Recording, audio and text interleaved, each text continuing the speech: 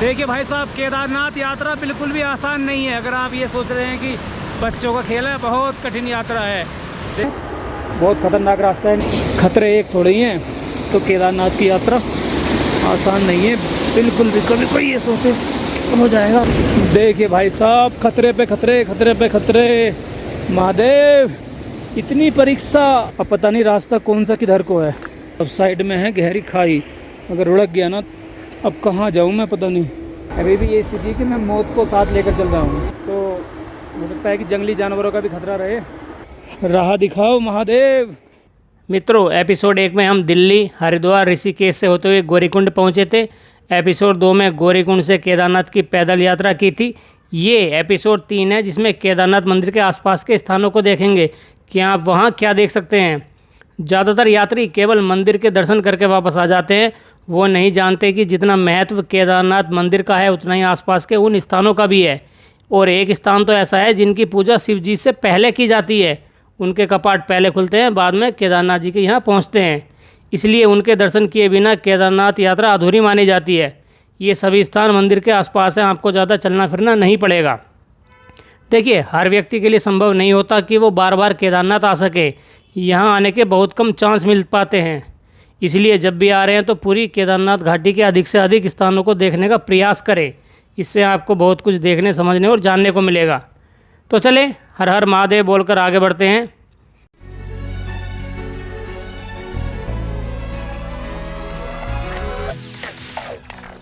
ये है अपने भोले बाबा जी का केदारनाथ मंदिर। यहाँ आकर जो सुख, शांति और आनंद का अनुभव होता है, उसको बयान नहीं किया जा सकता।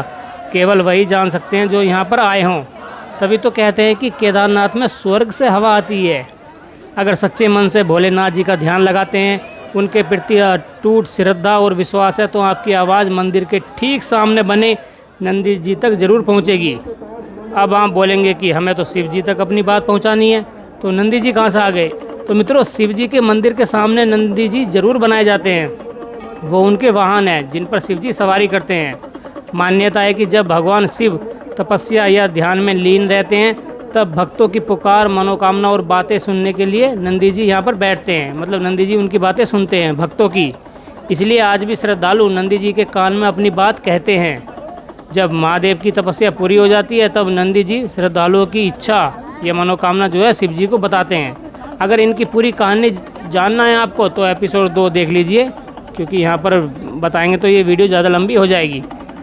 केदारनाथ की साइड में एक और मंदिर है, जहाँ त्रिशूल और सामने नंदी जी विराजमान है। श्रद्धालु इस मंदिर में भी दर्शन करने आते हैं।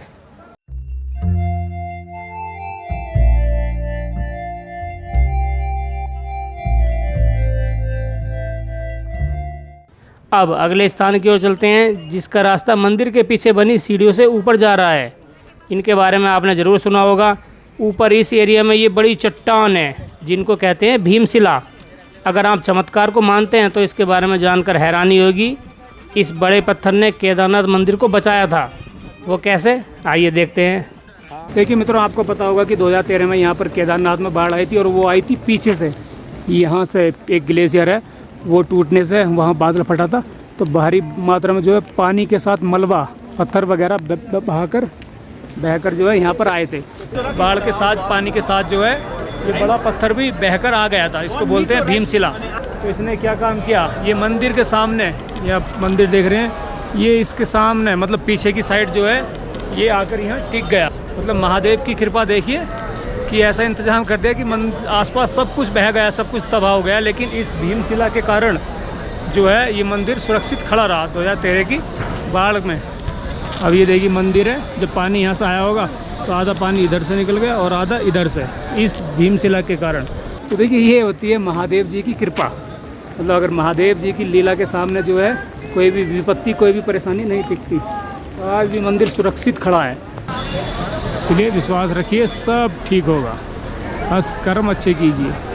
तो देखिए, महादेव ने जैसा अपना घर बचाया था, ऐसे जो है आपका घर भी बचाएंगे। बस सच्ची श्रद्धा, विश्वास होना चाहिए, तो जो है सब काम हो जाते हैं। तो आप भी आइए महादेव के दर्शन करने केदारनाथ। थोड़ा और विस्तार से जानते हैं ताकि और क्लियर हो जाए।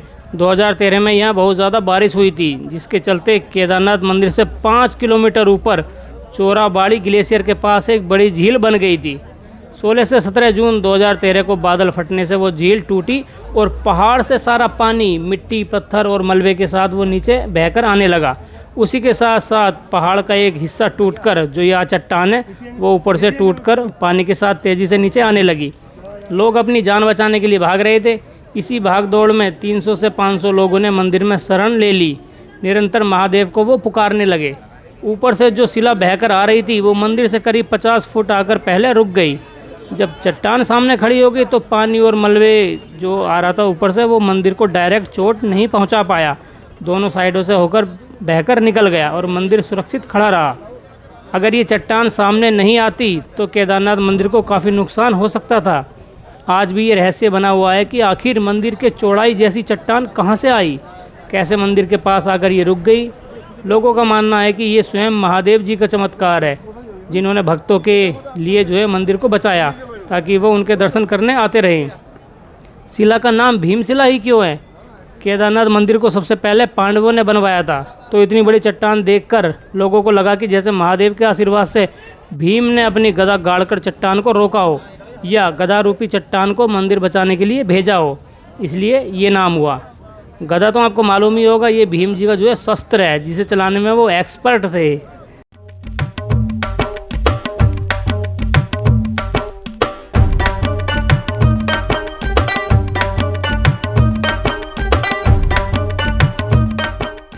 यहाँ लोगों ने एक दूसरे के ऊपर छोटे छोटे पत्थर रखे हैं।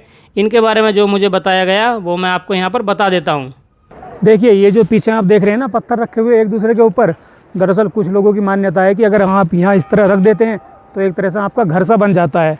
तो अगर ऊपर वाली कृपा रही तो जो है हकीकत में भी आपका एक दिन घर बन सकता है। आपके कर्म अच्छे हुए और मेहनत करी तो आपका घर बन जाएगा, अगर यहाँ आधारशिला रख के जाते हो तो। अब देखिए, एक आदमी ने तो भैया पूरा 4th फ्लोर बना दिया, पूरा विला, इतना तगड़ा घर बना दिया उसने। पता नहीं उसका सपना सच होगा भी या नहीं। भाई सब्र से मांगो। और जो है इस तरह काफ़ी सारे घर बने हुए हैं, मतलब पूरी बस्ती, पूरा गांव बसा रखा, शहर लोगों ने।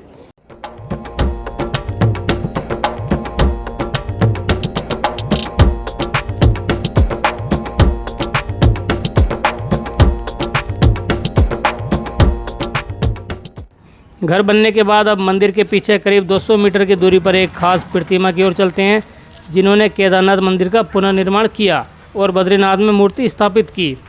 भारत में एकता को बनाए रखने में उनका बहुत बड़ा योगदान है, जिनको महादेव का अवतार माना जाता है। ये जगह है आदि गुरु शंकराचार्य जी की समाधि। पहुंचने का मार्ग बड़ा खास है। गोल घूम घूम कर हम नीचे जाएंगे। 3 सर्कल बने हुए हैं। इनके बाहर भी एक चौथा गोल घेरा है, जिसका उपयोग जाने आने के लिए किया जाता है। चलिए नीचे जाकर देखते हैं कि क्या बना है नीचे। गोल दीवारों पर मंत्र लिखे हैं, जैसे शुरू में शिव जी का मंत्र ओम नमः भगवते रुद्राय। इनका मतलब है कि मैं महादेव को प्रणाम करता हूँ। इनका आशीर्वाद हमने ले लिया। अब आगे बढ़ते हैं तो गायत्री मंत्र दिखाई देगा, जिसका आसान भाषा में अर्थ ये है कि मैं भगवान शिव को नमन करता हूँ, महादेव बुद्धि दो और भगवान रुद्र मन को प्रकाशित करें, हम आपकी शरण में आए हुए हैं। इनके बाद संस्कृत में महामृत्युंजय लिखा है, जो नाम से ही पता चल रहा है कि मृत्यु को जीतने वाला मंत्र है। कहते हैं कि जिस व्यक्ति को एक कारण डर लगता हो या अकाल मौत का डर हो तो उसे यह मंत्र जपना चाहिए। महादेव के इस मंत्र का सरल अर्थ है कि हम 3 आँखों वाले भगवान शिव जी की पूजा करते हैं, जो हर सांस में जीवन शक्ति देते हैं और पूरे संसार को पालते हैं। उनसे प्रार्थना है कि वो हमें मृत्यु और मोह के बंधनों से मुक्त करके मोक्ष प्रदान करें। अगला मंत्र ऐसा है जिसको पूजा या आरती होने के बाद जरूर गाया जाता है। इसके बिना आरती अधूरी रहती है। ये शिव जी के दया रूप को बताता है कि हे शिव, आप कर्पूर मतलब सफ़ेद रंग जैसे गोरे हैं, आप दया के अवतार हैं, सारा संसार आप में समाया हुआ है। आप सांपों को गले में धारण करते हैं। हे शंकर जी, आप और माता भवानी हमारे हृदय में हमेशा रहते हैं, हम आपको प्रणाम करते हैं। इन्हीं मंत्रों को जाप करते हुए हम पहुंच गए आदि गुरु शंकराचार्य जी की प्रतिमा पर। ये मंत्र एक तरफ लिखे हैं, अगर हम दूसरी साइड से जब बाहर निकलते हैं तो वहाँ की दीवारों पर नहीं लिखे। नीचे जाने आने के लिए अलग अलग रास्ता है, जो 3 मीटर चौड़ा और 40 मीटर लंबा है। ये है काले ग्रेनाइट मतलब कृष्ण शिला पत्थर से बनी 12 फुट ऊंची शंकराचार्य जी की मूर्ति। इनके बारे में आगे जानेंगे, पहले देख लेते हैं कि मूर्ति कैसे और क्यों बनी। 2013 में भीषण बाढ़ के कारण इसी स्थान पर शंकराचार्य जी की समाधि और मूर्ति बह गई थी और आसपास काफ़ी टूट फूट भी हुई थी। इसके बाद केदारनाथ घाटी को दोबारा से ठीक करने का काम शुरू किया गया, लेकिन कई वर्षों तक इस समाधि पर ध्यान ज़्यादा नहीं दिया गया। 2019 में सरकार ने यहाँ शंकराचार्य जी की मूर्ति और समाधि को बनाने का फैसला किया। इसके लिए सरकार को कई मूर्तिकारों ने 18 मॉडल तैयार करके भेजे कि मूर्ति कुछ ऐसी होगी, मतलब डिज़ाइन भेजे। उनमें से प्रधानमंत्री मोदी द्वारा एक मॉडल को सेलेक्ट किया गया। वो था कर्नाटक में मैसूर के मूर्तिकार अरुण योगीराज जी का। इनके पिता का नाम योगीराज शिल्पी है। इनकी 5 पीढ़ियां मूर्ति बनाने का काम करती हुई आ रही हैं। 41 वर्ष के अरुण योगीराज ने MBA के बाद कॉरपोरेट जगत में थोड़े समय के लिए नौकरी की थी, लेकिन वो नौकरी छोड़कर बाद में मूर्तिकार बन गए। इन्होंने अयोध्या मंदिर में भगवान श्री राम जी की रामलला मूर्ति और इंडिया गेट पर 30 फीट की सुभाष चंद्र बोस जी की मूर्ति भी बनाई है। सितंबर 2020 में पिता पुत्र समेत 9 लोगों की टीमों के साथ योगीराज जी ने काम शुरू किया और नक्काशी के लिए 120 टन भारी शिला का चयन किया कि भाई एक बड़ा शिला उनके पास आ गई और वो उसमें से काट छाँट और तराशने के बाद वो 120 टन की शिला बच गई 35 टन की। निर्माण कार्य तेज़ी से हो सके इसके लिए प्रधानमंत्री कार्यालय जो है नज़र रख रहा था। योगीराज जी कहते हैं कि इसको बनाने के लिए हमने 9 महीने तक रोज़ 14 से 15 घंटे काम किया। जब मूर्ति बनकर तैयार हो गई तब जून 2021 में उसको कर्नाटक से उत्तराखंड के गोचर में ले जाया गया। फिर सितंबर में वायुसेना के मालवाहक हेलीकॉप्टर चिनूक द्वारा 3 हिस्सों में गोचर से केदारनाथ लाकर 5 नवंबर 2021 को यहाँ पर स्थापित किया गया, जिनका अनावरण प्रधानमंत्री मोदी जी ने यहाँ पर आकर किया और उन्होंने यहाँ पर ध्यान भी लगाया था। ये ब्लैक स्टोन की प्रतिमा हवा, बारिश और बर्फ़ के मौसम में ऐसे ही टिकी रहेगी।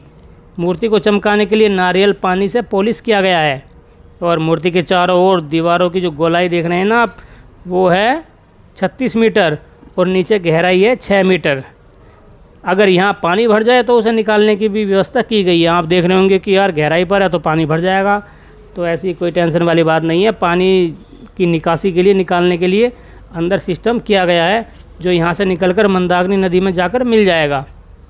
जब ये मूर्ति स्थापित की जा रही थी तो इसका लाइव प्रसारण 12 ज्योतिर्लिंगों, 4 मठों और बाकी शिव मंदिरों में किया गया।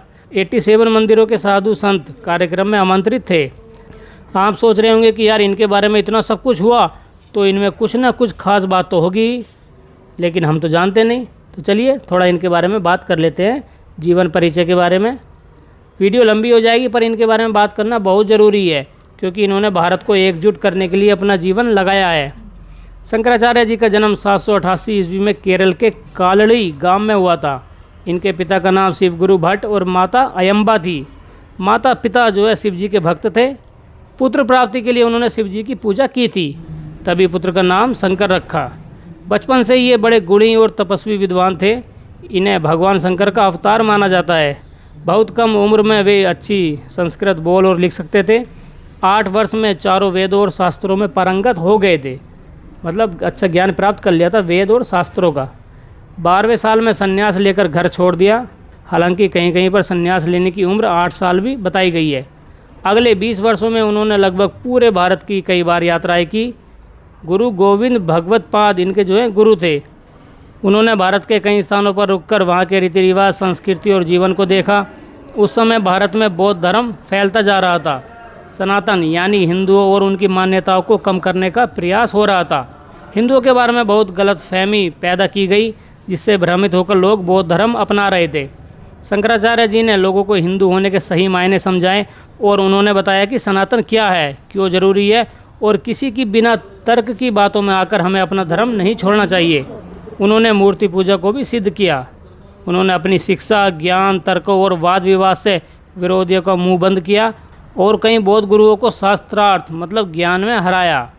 इससे लोगों में एक पॉजिटिव संदेश गया कि उनको सनातन धर्म के बारे में जो निगेटिव बातें बताई जा रही थी वो गलत है, मतलब जो है सनातन धर्म अच्छा है। इसलिए जो लोग दूसरा धर्म अपना चुके थे वो वापस हिंदू बन गए, जिससे बौद्ध धर्म ज़्यादा नहीं फैल पाया और भारत में उसका प्रभाव कम होता गया। इस तरह शंकराचार्य जी ने भारत में घूम घूम कर प्रचार प्रसार करके अलग अलग वर्गों, जातियों और मतों में बटे सनातनियों को जोड़ने का काम किया और संपूर्ण भारत के लोगों को उनकी पहचान दिलाकर एकजुट किया, जिससे भारत देश में एकता बनी रहे। ये सिर्फ यहीं तक ही सीमित नहीं रहे। इन्होंने भारत की सांस्कृतिक और आध्यात्मिक एकता को बनाए रखने के लिए कई ऐसे कार्य किए। उनमें से एक ये था कि उत्तर भारत के बद्रीनाथ मंदिर में पूजा करने के लिए दक्षिण भारत के पुजारी नियुक्त किए और दक्षिण भारत के मंदिरों में उत्तर भारत के पुजारी को सेवा का मौका दिया। इसी तरह पूर्वी और पश्चिम भारत के मंदिरों में जो है एक दूसरे के पुजारी भेजे, ताकि भारत के एक कोने से दूसरे कोनों तक लोग मिलते जुलते रहें और उनमें एकता बनी रहे। उन्होंने 10 नामी सन्यासी अखाड़ों को देश की रक्षा के लिए अलग अलग जिम्मेदारी दी। शंकराचार्य जी ने भारत के चारों दिशाओं में 4 मठों की स्थापना की, जैसे दक्षिण दिशा में रामेश्वरी में श्रृंगेरी मठ, पूर्व में उड़ीसा के पुरी में गोवर्धन मठ, पश्चिम में गुजरात के द्वारका में शारदा और उत्तर दिशा में उत्तराखंड के जोशीमठ में ज्योतिर्मठ। इन मठों में इन्होंने अपने शिष्यों को नियुक्त किया। वे सभी शिष्य शंकराचार्य कहलाए, जिसमें पहले हुए मंडन मिश्र। मठों में शंकराचार्य की परंपरा अभी तक चली आ रही है। इन्होंने श्रीमद् भागवत गीता, उपनिषद, ब्रह्मसूत्र पर भाष्य लिखे। शंकराचार्य पद हिंदू धर्म में सबसे ऊंचा पद होता है। अपने जीवन के 32वें वर्ष में केदारनाथ धाम में इन्होंने अपना शरीर त्याग दिया। इतनी कम उम्र में देश और धर्म की एकता और अखंडता के लिए शंकराचार्य जी ने जो कार्य किए, उसके लिए भारतवर्ष इनको हमेशा याद रखेगा। वैशाख माह के शुक्ल पक्ष की 5वीं तिथि पर आदि शंकराचार्य जी का जन्म हुआ था, इसलिए इनकी जयंती इस समय मनाई जाती है। 2024 में ये दिन 12 मई को था और 2025 में होगा 2 मई को। शंकराचार्य जी ने अद्वैत वेदांत का सिद्धांत दिया। इनके बारे में जानने से पहले देखते हैं कि द्वैत क्या है। द्वैत का मतलब होता है 2, यानी कि जीव जैसे कि हम और तुम, और ब्रह्मा यानी कि भगवान मान लीजिए। इस मत के अनुसार जीव और ब्रह्म, वो भ्रम वाला ब्रह्म नहीं, ये बैर है में ब्रह्म है। ये जो है जीव और ब्रह्म दोनों सत्य हैं। लेकिन शंकराचार्य जी ने जो अद्वैत का वेदांत दिया, उसका मतलब है कि 2 नहीं 1। उन्होंने कहा है कि ब्रह्म सत्य है, जगत मिथ्या अस्तु, मतलब केवल ब्रह्म सत्य है, बाकी सब झूठ है। सरल भाषा में कहूँ तो हम और भगवान अलग अलग नहीं हैं। हम में ही भगवान है और भगवान में ही हम हैं। केवल जीव अज्ञान होने के कारण ही भगवान को सही से नहीं जान पाता, जबकि वो उसके अंदर ही हैं। दोनों एक ही हैं। ये विचारधारा है अद्वैत की, जो करीब 3000 सालों से पुरानी है। भारत में इनके अलावा और भी कई विचारधाराएं आईं, लेकिन सब में भगवान को सर्वोपरि माना गया है। शंकराचार्य जी की समाधि के बाहर मैं आ चुका हूँ। बाहर आते ही बारिश ने मेरा स्वागत किया, तो मैंने भी अपना छाता खोल लिया, क्योंकि मौसम कैसा भी हो भैया, हमें तो सारे स्थान देखने हैं केदारनाथ मंदिर के आसपास जितने हम देख सकते हैं, ताकि ज़्यादा से ज़्यादा यहाँ पर हम जानकारी दे सकें।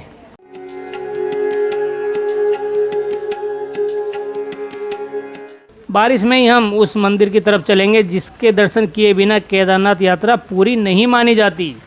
वो है भैरवनाथ जी का मंदिर। केदारनाथ से भैरवनाथ 1 किलोमीटर से भी कम दूरी पर है, जिसका रास्ता यहाँ मंदिर के साइड से जाता है।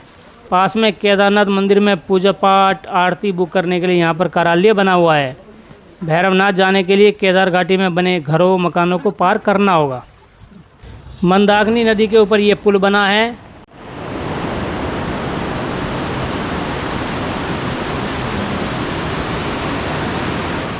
बारिश हो रही है इसलिए जल मटमैला हो गया, वरना ये साफ ही रहता है। पुल पार करते ही हंस कुंड के दर्शन होंगे, जिसको तर्पण कुंड भी कहते हैं। देखिए, केदारनाथ में कुंडों का बहुत ज़्यादा महत्व है। यहाँ पर 5 दिव्य कुंड है। इनमें उदक कुंड, हंस कुंड, रेतस कुंड, अमृत कुंड और हवन कुंड है। केदारनाथ धाम के बारे में 5 शब्द बहुत महत्वपूर्ण हैं, जैसे 5 पर्वत, 5 नदी और 5 कुंड। हर कुंड का अपना महत्व है जो केदारनाथ जी से जुड़ा हुआ है। 2013 की तबाही के मलबे में जो है ये कुंड नीचे दब गए थे, तब लगा था कि पता नहीं ये कभी दोबारा मिल भी पाएंगे या नहीं, लेकिन इन कुंडों को दोबारा से बना लिया गया है। ये हंस कुंड है, जिनका उल्लेख केदार खंड में मिलता है। यहाँ पर ब्रह्मा जी ने हंस का रूप धारण किया था, इसलिए ये नाम हुआ। इस स्थान पर पितरों का तर्पण, श्राद्ध और अस्थि विसर्जन तथा जन्म कुंडली को विसर्जित किया जाता है, जिससे मनुष्य की आत्मा को शांति और मुक्ति मिल सके। इसलिए इसको तर्पण कुंड भी कहते हैं। मान्यता है कि यहाँ पर पिंडदान करने से वह सीधा पितरों को मिलता है। इसी वजह से केदारनाथ धाम को मोक्ष धाम बोलते हैं। अन्य कुंडों की भी चर्चा हम कर लेते हैं। केदारनाथ मंदिर के ठीक पीछे अमृत कुंड है। मंदिर के अंदर भगवान शिव जी पर जो जल चढ़ाया जाता है, वो वहाँ उनके पैरों से अंडरग्राउंड होता हुआ मंदिर के पीछे बने इस कुंड में आता है, इसलिए इसको चरणामृत कहते हैं। गहराई 2 से 3 फीट है। यह गंगा जल के जैसा माना जाता है। इसलिए लोग इसको अपने ऊपर छिड़कते हैं और घर भी लेकर जाते हैं। कहते हैं कि इस जल से त्वचा संबंधी बीमारी भी ठीक हो जाती है। ऐसे ही मंदिर से करीब 100 मीटर की दूरी पर तीसरा उद्दक कुंड है। इस जल से भगवान शिव जी का जलाभिषेक किया जाता है। साथ ही महादेव की 5 मुख वाली उत्सव डोली जब ओंकारेश्वर मंदिर जाती है तब उस समय उद्दक कुंड के जल का छिड़काव किया जाता है। मान्यता यह है कि यदि किसी व्यक्ति की मौत के समय इस कुंड का जल उसके मुंह में डाल दिया जाए तो उसकी आत्मा जन्म मरण के बंधन से मुक्त हो जाती है। ये 4 फीट गहरा और 10 फीट चौड़ा है। इसको भी लोग प्रसाद के रूप में घर ले जाते हैं। चौथा है हवन कुंड, जो मंदिर परिसर में आगे की ओर बना है। यहाँ पर लोग अपने घर परिवार की सुख समृद्धि के लिए हवन करते हैं। एक और कुंड बचा है, उसके बारे में आगे बात करेंगे। फिलहाल भैरवनाथ मंदिर पर लौटते हैं। अब हम थोड़ा ऊपर की ओर आ चुके हैं। चढ़ाई चढ़ने के लिए बीच बीच में सीढ़ियाँ भी बनी हुई है। रास्ता ज़्यादा चौड़ा नहीं है, साइड में कहीं पर रेलिंग लगी है और तो कहीं पर नहीं। बारिश हो रही है तो फिसलने से बचने के लिए संभल कर चलना होगा, क्योंकि अगर थोड़ी सी भी लापरवाही हुई और नीचे जा पड़े तो महादेव जी जो है सीधा ऊपर बुला लेंगे कि भाई आ जाओ, ऊपर आ जा मेरे पास। लेकिन ऐसा नहीं होगा, क्योंकि महादेव जी हमारे साथ हैं, वो हमारी रक्षा करेंगे। जैसे जैसे ऊपर चढ़ते हैं वैसे वैसे चढ़ाई थोड़ी कठिन होती जाती है। नीचे पूरी केदार घाटी दिखाई दे रही है। हर वर्ष श्रद्धालुओं की संख्या जैसे जैसे बढ़ती जा रही है वैसे वैसे केदारनाथ घाटी भी फैल रही है। घाटी पहाड़ों के बीच बनी है। नज़ारा देखिए कितना खूबसूरत लग रहा है। आपको यहाँ से मंदिर नहीं दिखाई दे रहा होगा, इसलिए जूम करके दिखा देते हैं कि हमारे भोलेनाथ जी कहाँ विराजमान हैं। वो सामने आप देख रहे होंगे, और इनके पीछे शंकराचार्य जी की समाधि भी नज़र आ रही है। केदारनाथ आते समय एक और सावधानी के बारे में ये वहाँ से कुछ बता रहे हैं, मतलब मैं कुछ बता रहा हूँ। देखिए मैं जो हूँ जादू बन चुका हूँ मतलब मैंने रेनकोट पहन लिया है तो जादू सा लग रहा हूँगा, जैसे कोई मिल गया कि जादू है। और ये छाता लगाया हुआ है। देखिए केदारनाथ यात्रा में अगर आ रहे हैं तो भाई साहब रेनकोट और छाता ज़रूर लेकर आए, क्योंकि यहाँ बारिश अक्सर होती रहती है। अब मैं भैरवनाथ जी के मंदिर के एंट्री गेट पर पहुँच चुका हूँ। गेट को बनाने के लिए लोहे के पाइपों का इस्तेमाल किया गया है और बीच में घंटी, बड़ी घंटी बंधी है। जूता उतारने के लिए लिखा है। चलिए अब आगे चलते हैं।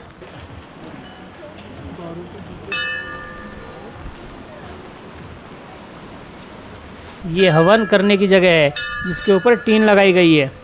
सामने कुछ घंटियाँ और मनोकामना के लिए चुन्नी बंधी है। सीढ़ियों से ऊपर जाने पर एक अलग ही एहसास होता है। हवा थोड़ी तेज़ हो गई। चारों ओर रेलिंग लगी है। आप देख रहे होंगे कि यहाँ पर कोई मंदिर नहीं है। खुले में ही जो है एक बड़ी शिला के सहारे भैरवनाथ जी के साथ अन्य मूर्ति विराजमान है। भैरवनाथ जी को भगवान शिव का उग्र मतलब विनाश वाला रूप माना जाता है। जहाँ भगवान शिव जी के सिद्ध मंदिर होते हैं वहाँ काल भैरव जी के मंदिर भी बनाए जाते हैं। इनके दर्शन किए बिना भगवान शिव के दर्शन करना अधूरा माना जाता है। भूकुंड भैरवनाथ जी को यहाँ क्षेत्रपाल और पहला रावल कहा गया है, जो केदारनाथ मंदिर के कपाट बंद होने पर केदारनाथ घाटी की रक्षा करते हैं। जब ऊखीमठ के ओंकारेश्वर मंदिर में शिव जी की पंचमुखी मूर्ति केदारनाथ के लिए आती है तो उससे एक दिन पहले भैरवनाथ जी की पूजा होती है। फिर केदारनाथ जी की डोली केदारनाथ धाम पहुंचती है तो केदारनाथ जी की आरती, श्रृंगार और भोग तब तक नहीं लगता जब तक कि यहाँ स्थित भैरवनाथ जी के कपाट ना खोले जाएं। फिर सर्दियों में केदारनाथ के कपाट बंद होने से पहले भैरवनाथ जी की यहाँ पर पूजा की जाती है। केदारनाथ जी की आरती, श्रृंगार और भोग तब तक नहीं लगता जब तक कि यहाँ स्थित भैरवनाथ जी के कपाट ना खोले जाएं। फिर सर्दियों में केदारनाथ के कपाट बंद होने से पहले भैरवनाथ जी की यहाँ पर पूजा की जाती है। यहाँ पर सरसों का तेल चढ़ाया जाता है, जिससे आसपास चिकनाहट हो गई है और पैरों पर भी वो आ गई। इसलिए नीचे उतरते समय बहुत ध्यान रखना होगा, कहीं फिसल ना जाएं, क्योंकि हमारे पैर जो हैं चिकने हो जाएंगे। यहाँ पर अपने देश की शान तिरंगा भी यहाँ पर लगा हुआ है। देखिए सनातन धर्म की यही खासियत है कि अपने देश को वो पहले रखते हैं। देखिए केदारनाथ धाम को जो है यूं ही स्वर्ग नहीं कहा जाता, क्योंकि यहाँ महादेव जी बसते हैं ना, तो स्वर्ग अपने आप हो जाता है। मैं आपको अगर यहाँ के दृश्य दिखाऊं तो बिल्कुल स्वर्ग जैसी अनुभूति हो रही है। आप देखिएगा कि यहाँ किस तरह स्वर्ग जैसा आपको लगेगा। नीचे जो है केदारनाथ जी का मंदिर है। इस समय मैं सबसे ऊंची स्थान पर हूँ, तो इसलिए आइए यहाँ केदारनाथ जी के धाम। अगर कल करते रहोगे कि हम कल जाएंगे, परसों जाएंगे, अगले महीने, तो फिर कभी ये यात्रा नहीं कर पाओगे। बस किसी भी तरह से हिम्मत जुटाइए और आ जाइए महादेव के यहाँ। भोले जी का बुलावा तभी आता है जब अंदर आपके श्रद्धा भक्ति भाव हो। तो भोले जी को दोष देना बंद कीजिए महादेव को कि हम पर बुलावा नहीं आया है। अरे जब अंदर सच्ची भावना होगी तो बुलावा भी आ ही जाएगा। तो बोलो हर हर महादेव। चलिए भैरव जी को प्रणाम करके अब हम नीचे चलते हैं, क्योंकि अभी हमें और आगे जाना है।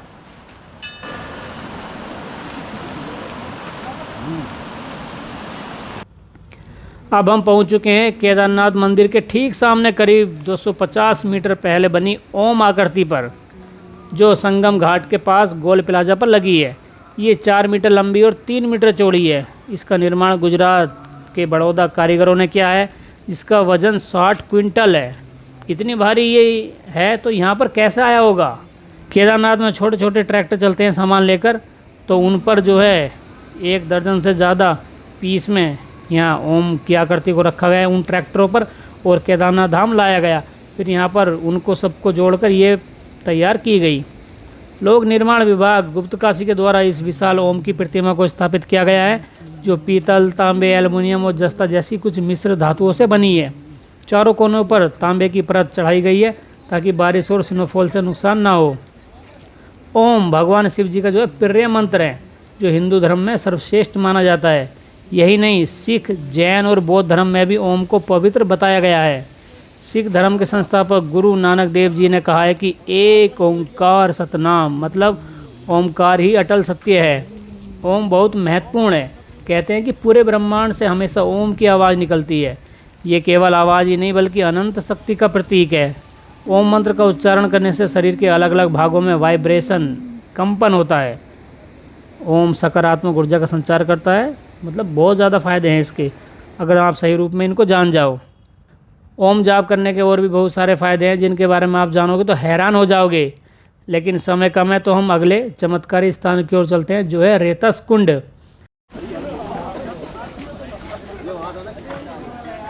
केदारनाथ मंदिर से करीब आधा किलोमीटर पीछे की ओर सरस्वती नदी के तट पर ये कुंड बना है, जहाँ पर ओम नमः शिवाय या फिर बम बम बोले का जाप या बोलने से जो है पानी में बुलबुले उठते हैं। इस कारण इनको कुछ लोग चमत्कारी कुंड भी कहते हैं। अब यहाँ के जल में श्रद्धालुओं ने बहुत ज़्यादा सिक्के डाल दिए हैं, जिस कारण बुलबुले उठने में कुछ सेकंड का समय लगता है और तेज़ आवाज़ लगानी होती है। हालांकि अभी भी बुलबुले उठते हैं, पर सिक्के की वजह से जो है थोड़ा बहुत प्रभावित हुआ है, तो इसलिए आप यहाँ पर कम से कम सिक्के डालें या बिल्कुल ही ना डालें तो और ज़्यादा अच्छा है, क्योंकि फिर बुलबुले उठते कम दिखाई देंगे। उठते अभी भी हैं। कहते हैं कि जब शिव जी ने कामदेव को भस्म कर दिया था तो कामदेव की पत्नी रति ने यहाँ पर आंसू बहाए थे, तब ये कुंड बना। इनके बारे में कहा जाता है कि इसका जल पीने से मनुष्य शिव रूप, शिवलोक की प्राप्ति हो जाती है। हर हर महादेव, बम बम भोले। कुंड के बाद अब पहाड़ों में ऊंचाई पर बनी गुफाओं की ओर चलते हैं, जहां पर प्रधानमंत्री मोदी जी ने केदारनाथ यात्रा के दौरान ध्यान लगाया था, इसलिए इसको मोदी गुफा भी बोलते हैं। पूरी स्टोरी आगे बताएंगे। ये केदारनाथ मंदिर से करीब 1-1.5 किलोमीटर ऊपर की ओर है। इसका रास्ता यहाँ ओम लगा है उसके नीचे से जाता है। वहाँ तक पहुँचने के लिए आपको थोड़ी मेहनत करनी होगी, क्योंकि वो ऊंचाई पर है। साथ ही कुछ कठिनाइयों का भी सामना करना पड़ेगा, वो आप आगे देखेंगे। सबसे पहले हम मंदाकिनी जी के ऊपर बने लोहे के इस पुल को पार करेंगे। इसके बाद जैसे जैसे आगे बढ़ेंगे वैसे वैसे व्यू आते रहेंगे। कोई सड़क नहीं है, बस ऊबड़ खाबड़ रास्ता है। आगे भी कुछ दूर तक ऐसे ही चलता रहेगा। मैं रास्ता भटक गया था ऊपर जब वापस आ रहा था, जिस कारण वापस आते आते काफ़ी रात हो गई। उस समय मुझे लगा कि आज तो मैं भैया गया। वो आप देखेंगे कि किस तरह मैं नीचे उतरा हूँ। मैं पहले ही सावधान कर देता हूँ कि जब कभी भी आप ऊपर गुफा की तरफ जाए तो शाम 5 बजे तक वापस नीचे आ जाइएगा, क्योंकि देर से जाएंगे तो लौटते समय रात में परेशानी होगी। हल्की हल्की बारिश हो रही थी, मेरे पास समय कम था, तो अंधेरे से पहले लौटने की उम्मीद भी कम थी। रही सही कसर रास्ता भटकाने ने निकाल दी, क्योंकि गुफा तक कोई प्रॉपर रास्ता नहीं बना और घास में भी चलना पड़ता है, कंकड़ों पत्थरों पे भी, जिस कारण जो है डर लगता है कहीं से सांप और अन्य कोई चीज़ ना आ जाए। भाई साहब यहाँ बड़े ध्यान से जाने की ज़रूरत है, पैर फिसला तो हो जाएगा काम तमाम। देखिए भाई साहब, केदारनाथ यात्रा बिल्कुल भी आसान नहीं है। अगर आप ये सोच रहे हैं कि बच्चों का खेल है, बहुत कठिन यात्रा है। देखिए किस तरह यहाँ पुल पार करना है और कोहरा आ रहा है, रात होने वाली है। यहाँ से पुल हमें पार करना है और वहाँ जाना है ऊंचाई तक।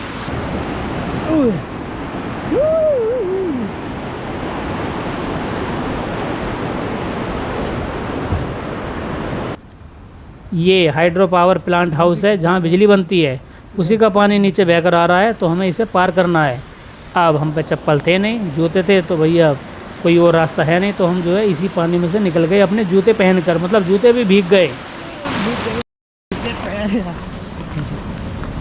यहाँ से आगे वन्य जीव प्रभाग, इंग्लिश में बोले तो वाइल्ड लाइफ डिवीज़न शुरू हो जाता है। तभी तो कह रहा हूँ कि अंधेरे में जानवरों का भी भय रहता है। यहाँ से आगे ऐसा ही रास्ता है और संभल कर चलने की बहुत ज़्यादा ज़रूरत है, ऐसे मौसम में तो खासकर। थोड़ी बहुत देर में जो अंधेरा हो जाएगा, इसलिए हम जब भी आए टॉर्च ज़रूर लेकर आए। अब अंधेरा हो गया तो पहुंचने में नीचे दिक्कत हो जाएगी, ख़तरनाक रास्ता है तो कुछ भी हो सकता है। इसलिए हम कोशिश कर रहे हैं कि जल्दी जाए ऊपर और जल्दी वापस लौटे, क्योंकि हमारे पास कोई टॉर्च नहीं है। कितना खूबसूरत दृश्य है। ऊपर तारबंदी की गई है, शायद वन्य जीव नीचे ना आ सके, इसलिए यहाँ पर ये लगाया गया है। ब्रह्म कमल वाटिका लिखा हुआ एक बोर्ड भी लगा है, मतलब कि ऊपर ब्रह्म कमल भी मिलते होंगे। ये बहुत ज़्यादा खास फूल होता है, पर ज़्यादा ऊंचाई पर ही मिलते हैं। पता नहीं यहाँ पर हैं या नहीं, लिखा हुआ बोर्ड तो है, लेकिन क्या जाने। मौसम बिगड़ता जा रहा है, आगे अंधेरा हो जाएगा, तो रुद्र गुफा या मोदी गुफा के बारे में अभी बात कर लेते हैं। रुद्र मेडिटेशन केव का निर्माण, जिसको आज मोदी गुफा कहते हैं, उसका निर्माण नेहरू माउंटेनियरिंग इंस्टीट्यूट ने 2018 में शुरू किया था, जिसका उद्देश्य योग, ध्यान और आध्यात्मिक अभ्यास के लिए किया गया है, ताकि अकेले रहकर ध्यान कर सकें और शांति से रह सके, क्योंकि यहाँ पर केवल 1% ठहर सकता है। इसमें 8.5 लाख रुपए का खर्च आया था। केदारनाथ में और भी 4 गुफाएं हैं। ये गुफा 5 मीटर लंबी और 3 मीटर चौड़ी है। समुद्र तल से ऊंचाई है 3734 मीटर। पत्थर और लकड़ियों से इसको बनाया गया है। अंदर एक बेड, टेलीफोन और बाहर टॉयलेट है। यहाँ से आप पूरी केदार घाटी देख सकते हैं। ये छोटी है तो केवल एक ही बेड है, जिसकी ऑनलाइन बुकिंग gmvnonline.com से होती है। एक दिन का रेंट है 3700 रुपये, जो मानसून सीजन में घटकर 2800 रुपये हो जाता है।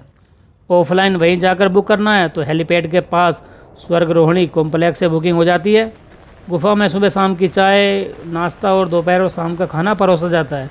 बाकी यहाँ फ़ोन पर मालूम कर लेना कि खाने पीने की क्या व्यवस्था है, क्योंकि नीचे जहाँ पर खाना मिलता है वो करीब यहाँ से 1 किलोमीटर दूर है। इसलिए पहले मालूम कर लें कि भैया खाने पीने की क्या इंतज़ाम है, हमें यहाँ पर खाना कैसे मिलेगा, इस बुकिंग में वो इंक्लूड है या नहीं। जो भी कुछ आपकी शंका है वो सब बात कर लेना। 18 मई 2019 को मोदी जी ने इस गुफ़ा में करीब 18 घंटे तक ध्यान लगाया था, तभी ये गुफ़ा मोदी गुफ़ा कहलाई। इसकी डिमांड बहुत ज़्यादा बढ़ गई, तो इसी को देखते हुए और भी गुफ़ा बनाई जा रही है। चूँकि यहाँ एक ही व्यक्ति ठहर सकता है, इसलिए बुकिंग मिलना आसान नहीं है। आपको हो सकता है कि जब ऑनलाइन देखें तो इसमें रूम या कहें कि बेड ना मिले। मुझे रुद्र गुफा जाना था, पर रास्ता भटककर मैं यहाँ पहुँच गया इस दूसरी गुफा पर। पता नहीं इसका क्या नाम है, वो आगे देखेंगे अगर ये कुछ महाराज बताते हैं तो। सामने यही दिख रही थी तो सोचा कि यही शायद रुद्र गुफा होगी, लेकिन ये कोई दूसरी निकली, जिसमें एक बाबा रहते हैं। चूँकि चढ़ाई चढ़कर मैं आया था, इसलिए 5 मिनट खड़े होकर आराम किया और आसपास का नज़ारा देखने लगा। बाहर बैठने के लिए 2 बेंच लगी हैं। अंदर चलकर देखते हैं कि क्या है। एक बेड है अंदर गुफा में और नीचे गद्दा बिछा है। पास में इन्होंने खाने पीने का सामान रखा हुआ है। जब मैं यहाँ पर आई गया हूँ तो सोचा कि गुफा और इनके बारे में कुछ जान लेता हूँ, तो इस कारण मैं यहाँ पर थोड़ी देर बैठा रहा। देखिए मैं यहाँ केदारनाथ में ऊपर आया था मोदी गुफा खोजते खोजते, तो मोदी गुफा तो नीचे रह गई जैसे महाराज जी बता रहे हैं। अब मैं यहाँ ऊपर पहुँच गया। ये बता रहे हैं कि यह है गुप्त गुफा। अब यहाँ पर ये प्राकृतिक गुफा है, नेचुरली। तो आप कितने साल से रह रहे हो? मैं तो बहुत दिन से रह रहा हूँ। मतलब कपाट बंद हो जाते हैं नीचे? नीचे कहाँ? नीचे हमारा हरिद्वार। अच्छा, हरिद्वार। तो आप सिंगल ही रहते हुए हैं, अकेले ही? नहीं है तो 3 जने, अभी 2 जने नहीं। अच्छा, नीचे के होंगे।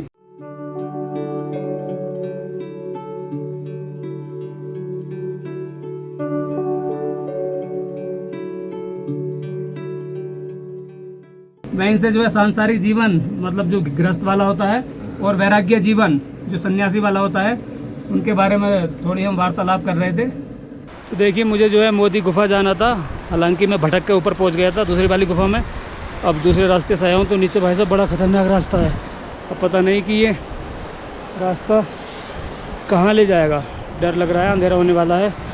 तो यहाँ मैं भटक गया हूँ, थोड़ा नहीं काफ़ी भटक गया हूँ। रास्ता देखिए आप कैसा है, अगर मैं दिखाऊंगा तो आपको खुद डर लगने लगेगा। कुछ नहीं दिख रहा है यहाँ, तो वहाँ जाना है मुझे एंड तक, लेकिन ये रास्ता जो है खतरनाक है।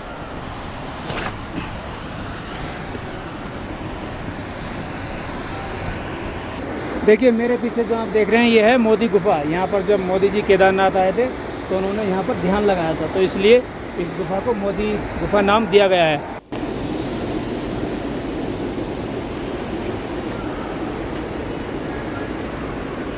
ये शायद वॉशरूम टॉयलेट वगैरह होगा। बहुत रात हो गई, अब अंधेरा हो चुका है काफ़ी, तो बड़ी दिक्कत होगी नीचे पहुंचते पहुंचते, क्योंकि उतराई है और रास्ता बड़ा कठिन, तो जो है थोड़ा डर भी लग रहा है। हालांकि मुझे एक्सपीरियंस है, तो भगवान की कृपा से वो एक्सपीरियंस काम देगा और महादेव रक्षा करेंगे तो सब ठीक हो जाएगा। लेकिन आप इतनी रात में इतने खतरनाक रास्ते पर जो है आने से बचें। दिन में आए कोई दिक्कत नहीं है, लेकिन भाई साहब पता नहीं कैसे कैसे उतरा जाएगा, तो महादेव बस रक्षा करें। कई बार मैंने बोला ना कि मौत को मैं छू के वापस आया हूँ कई बार, तो ऐसे ही यहाँ पर कंडीशन है। अभी आप अगर नीचे रास्ता देखोगे तो देखिए, अभी तो शायद इसमें आपको कुछ नहीं दिख रहा होगा कहाँ कहाँ हमें जाना है। उधर जाके उधर पहुँचना बहुत दूर, और रास्ता है ही नहीं, बस ऐसे चलना है। देखिए ये रास्ता कुछ इस तरह है, मतलब भाई साहब खतरनाक ही खतरनाक। पता नहीं मुझे इतनी एडवेंचर वाली यात्रा क्यों हो जाती है हर बार, जो कि रास्ता थोड़ा बहुत आसान भी होगा ना, वो ऐसा हो जाएगा मेरे लिए कठिन। हालांकि ये आसान नहीं था, बहुत कठिन था। अब कहाँ जाना यूँ नहीं पता भाई साहब, कैसे कैसे रास्ता है। तो हमें जो मतलब मैं अकेला हूँ यहाँ, उधर तो केदारनाथ धाम है, लेकिन इधर जो है मैं नीचे अकेला आ रहा हूँ। ओह पानी की आवाज़ भी आ रही है भाई साहब, मतलब डर लग रहा है। मैं बेकार बोलूं कि जो है डर नहीं लग रहा है, डर लग रहा है, लेकिन हर बार जो है महादेव बचाते हैं, तो इस बार भी महादेव बचाएंगे। मैं सोच रहा था कि केदारनाथ की जो है कोई सी भी जगह ना छोड़ूं, सब देख लूं जितना मुझे पता है, लेकिन मुझे क्या पता था कि इतनी रात में मैं ऊपर पहुंचूंगा और अकेला वापस आऊंगा। अब पता नहीं रास्ता कौन सा किधर को है। अब ये रास्ता उधर जा रहा है, ये वापसी का रास्ता कौन सा है।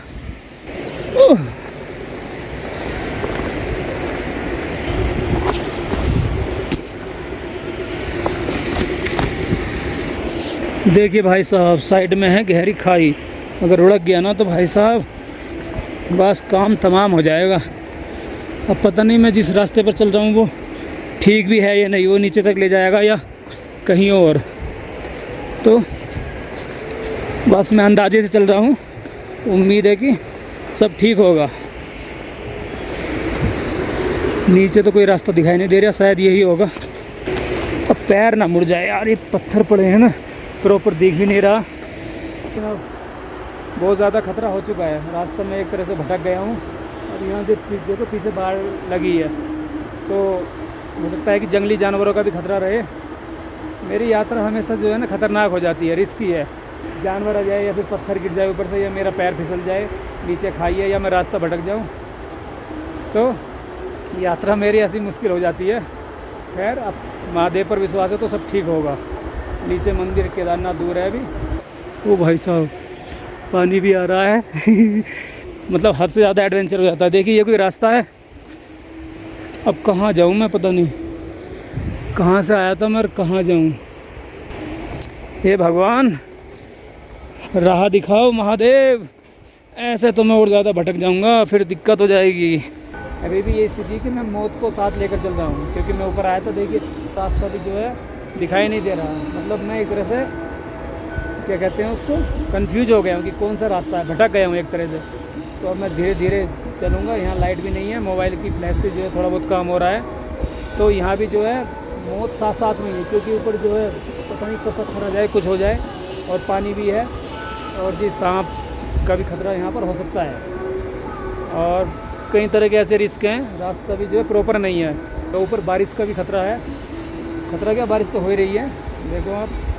पता नहीं मौत को कितनी बार धोखा दिया है मैंने, मतलब धोखा क्या, ऊपर महादेव की कृपा रही है तो जो है सही सलामत सब हो गया, लेकिन रास्ता तो कठिन है ही भाई साहब। चलिए अब नीचे मिलते हैं, भगवान करे सब अच्छा हो, ठीक हो। डर तो जैसे रहता है कि कैसा होगा क्या होगा, वो काफ़ी हद तक निकल चुका है, फिर भी जो है डरना चाहिए मुझे अपने घर वालों के लिए, अपना जो इंतज़ार कर रहे हैं उनके लिए, तो मैं उनका ख्याल रखता हूँ, इसलिए उम्मीद करता हूँ नीचे मैं सही सलामत पहुँच जाऊँगा। महादेव भी जो है ना मेरी हर बार परीक्षा लेते हैं उन्हें पता है कि मेरा भक्त है तो पहुँच ही जाएगा। अभी पता नहीं रास्ता ये वाला जाऊँ या कौन सा जाऊँ, इधर से जाऊँ, पता नहीं यार कौन सा रास्ता लूँ। तुक्के से ही चलता हूँ अंदाजे से, शायद यही हो या जैसे भी होगी फिर वापस आना। पर यार ये तो उल्टे की तरफ जा रहा है, इतना घूम कर आना पड़ेगा फिर। ओहो, देखिए ऐसी ऐसी यात्रों से ही जो है हौसला बढ़ता है मेरा। मतलब जब कठिनाई आती है, विपत्ति, खतरनाक रास्ते होते हैं, और जब मैं उनसे पार पा जाता हूँ तो ये लगता है कि जब यार वहाँ से सुरक्षित वापस लौट आए तो यहाँ से भी लौट आएंगे। जैसे मेरी सबसे पहले हिम्मत बढ़ी है जब गोमुख जी की जब यात्रा मैं कर रहा था, तो 8 घंटे लगातार बारिश और बर्फ़बारी में भीगे हम। तो तब से हिम्मत आई थी कि यार जब वहाँ इतने ख़तरनाक रास्ते पर इतनी कड़कड़ाती ठंड में भीगते हुए जब वापस आ सकते हैं तो कहीं से भी आ सकते हैं। तो बस गंगा मैया जी की कृपा रही है और महादेव जी का हाथ है, सब ठीक होगा। इन्हीं उम्मीदों के साथ हम यात्रा करते हैं। तो लगता है कि जब वहाँ पार पा गए थे तो कहीं से भी हम निकल जाएंगे। इन्हीं उम्मीदों के साथ अपनी यात्राएं चलती रहती हैं और ऊपर वाले का भी साथ मिलता है। देखिए ये कोई रास्ता थोड़ी है यार, पर आगे तो पानी को पार करना पड़ेगा भाई साहब, और भी रिस्क बढ़ जाता है। अगर कुछ हो जाए तो कोई पूछने वाला नहीं होगा यहाँ पर, तो इस अकेले में रिस्क बढ़ जाता है। अरे सब ठीक होगा भाई, इतनी छोटी ज़िंदगी नहीं लिखी ऊपर वाले ने, कुछ सोच समझ कर ही जीवन दिया होगा। ऐसे फिजूल खर्ची में ऐसे थोड़े ही मर जाऊंगा भाई। बस ऊपर वाले का साथ रहे, सब ठीक हो जाएगा। अभी तो बहुत कुछ काम करना है भाई। देखिए किस तरह पार करना पड़ रहा है भाई साहब, खतरे एक थोड़े ही हैं। तो केदारनाथ की यात्रा आसान नहीं है बिल्कुल भी, कभी कोई ये सोचे हो जाएगा। देखिए आगे भी एक खतरा है, वो जो पुल पार करा था ना दिन में, अब दोबारा वही कमज़ोर सा एक पुल पार करना है।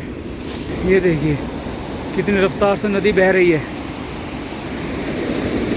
जय हो हर हर महादेव, जय भोले जय भोले जय भोले। तो पुल पार करने के बाद अब मैं आगे आ गया हूँ। रुकावटें एक थोड़ी हैं, महादेव तक पहुँचने के लिए काफ़ी सारी हैं। देखिए भाई साहब, खतरे पे खतरे, खतरे पे खतरे। महादेव इतनी परीक्षा आजमा रहे हो अपने भक्त को। कोई बात नहीं महादेव, आप भी जो है अगर आजमाओगे तो हम भी जो है परीक्षा में खरे उतरेंगे। आपसे मिलना जो है, अब जो है रास्ता किधर से है?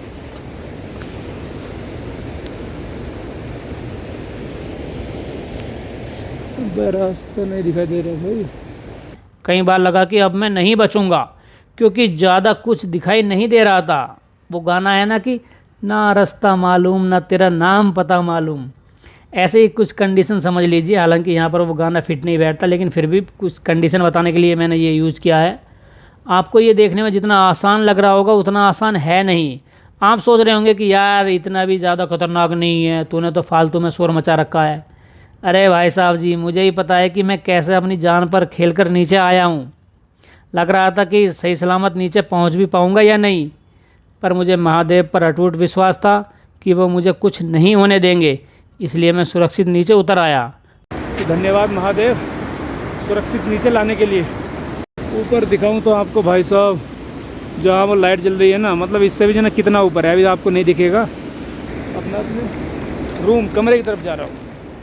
मित्रों, ये वो जगह थी जो केदारनाथ मंदिर के काफ़ी नज़दीक हैं। इनके अलावा कुछ और जगह हैं जो आप देख सकते हैं, लेकिन उनके लिए काफ़ी चलना होगा और कठिन रास्ता है। जैसे मंदिर से 5 किलोमीटर दूर चोराबाड़ी ग्लेशियर, जहाँ से 2013 की केदारनाथ बाढ़ आई थी, वहाँ भी आप जा सकते हैं। दूसरी जगह यहाँ से 9 किलोमीटर दूर वासुकी ताल है, ये भी दूर है, इसलिए हम वहाँ पर भी नहीं गए। जब कभी बाद में समय मिलेगा तो उनको देख लेंगे। तो मित्रों, ये थी केदारनाथ जी के आसपास के स्थानों की वीडियो। उम्मीद करता हूँ कि आपको काफ़ी कुछ जानने समझने को मिला होगा। अगर कहीं कुछ कमी रह गई हो, कुछ छूट गया हो या कोई सुझाव आपको देना हो तो कमेंट करके बता सकते हैं। तो चलें, मिलते हैं किसी और वीडियो में। तब तक के लिए हर हर महादेव। लोग कहते हैं ना कि भाई हमारे पास टाइम नहीं है महादेव के जाने का, या हमारे पास बुलावा नहीं आया। अरे भाई साहब, बुलावा तभी आएगा जब आपके अंदर जो है भक्ति भावना होगी। ऐसे नहीं कि घर पड़े हैं कि भाई हमारे पास तो बुलावा नहीं आया। भाई बुलावे में जो है कुछ लेटर उटर थोड़ी आएगा, या कोई मेल या व्हाट्सएप थोड़ी आएगा। तो महादेव जब आपके अंदर बसे होंगे, जब सच्ची श्रद्धा भक्ति भावना होगी, तब जो है आपके अंदर से इच्छा होगी वहाँ जाने की, तो जो है आ जाइए। ऐसे नहीं कि आपको छुट्टी नहीं मिल रही, या बच्चों की छुट्टी नहीं हुई, ऑफिस से छुट्टी नहीं मिल रही, कि घर का काम इतना है, ब्याह है, शादी है। भैया ये तो पूरी ज़िंदगी चलेंगे, तो इस तरह तो आप कभी आ नहीं पाएंगे। तो सब बहाने छोड़कर आइए महादेव के दर्शन करने। बोलो हर हर महादेव।